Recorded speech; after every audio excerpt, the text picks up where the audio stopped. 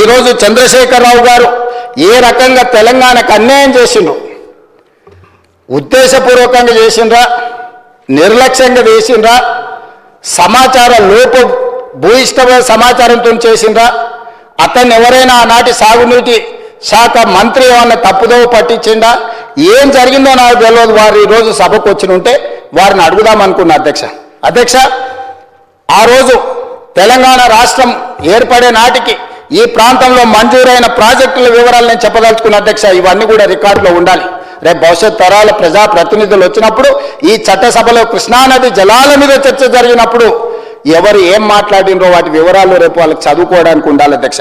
తెలంగాణ ప్రాంతానికి అలాట్ అయిన ప్రాజెక్టులు పాతాల లేక్, వైరా, పాలేర్, డిండి, కోయిల్ సాగర్, రాజోలిబండ డైవర్షన్ స్కీమ్, మూసి, లంకసాగర్, కోటిపల్లి వాగు, ఒక్కచెట్టి వాగు, Jurala reservoir, water supply to twin cities హైదరాబాద్కి తాగునీరు, మైనర్ ఇరిగేషన్కి సంబంధించి, అదేవిధంగా కామన్ ప్రాజెక్ట్స్ ఆంధ్రప్రదేశ్ అండ్ తెలంగాణకు, దాంట్లో Telangana water Nagarjuna Sagar project, Srisailam project, Chennai city water supply project, Rajiv Bhima lift irrigation project,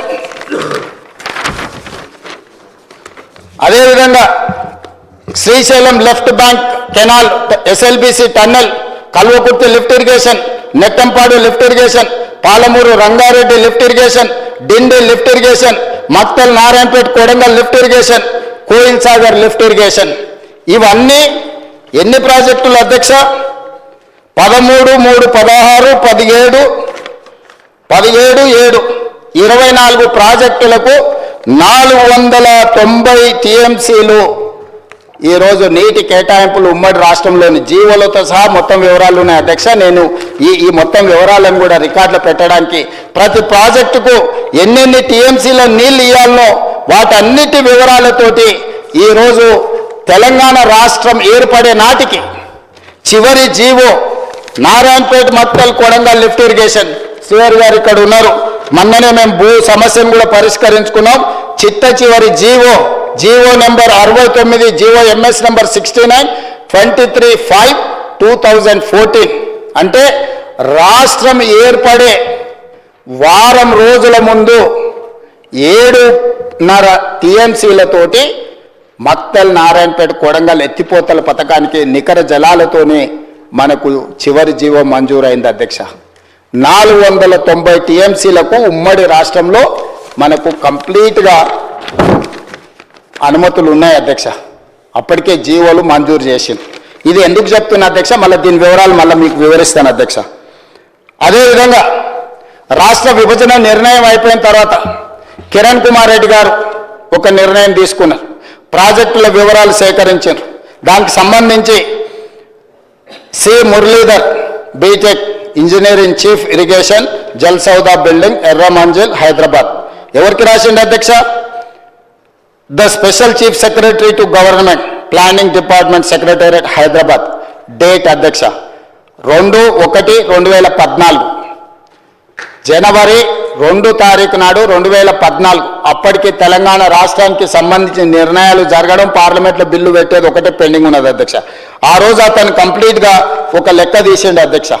ఆ లెక్క ప్రకారం ప్రాజెక్టుల అన్నిటిని కూడా ఆయన తీసి ఇందులో పొందుపరిచిండు అధ్యక్ష. 811 కృష్ణా నదీ జలాలలో మనకి ఏదైతే కేటాయింపు ఉన్నదో ఉమ్మడి రాష్ట్రానికి, రాయలసీమకు 144.70 టీఎంసీలు, కోస్టల్ ఆంధ్రాకి 367.34 టీఎంసీలు, తెలంగాణ ప్రాజెక్టులకు 298.96 టీఎంసీలు, అంటే 299 టీఎంసీలు, మొత్తం 811 టీఎంసీలకు లెక్క రాసి మురళీధరరావు గారు ప్రాజెక్టులు కూడా అటాచ్ చేసిండు అధ్యక్ష.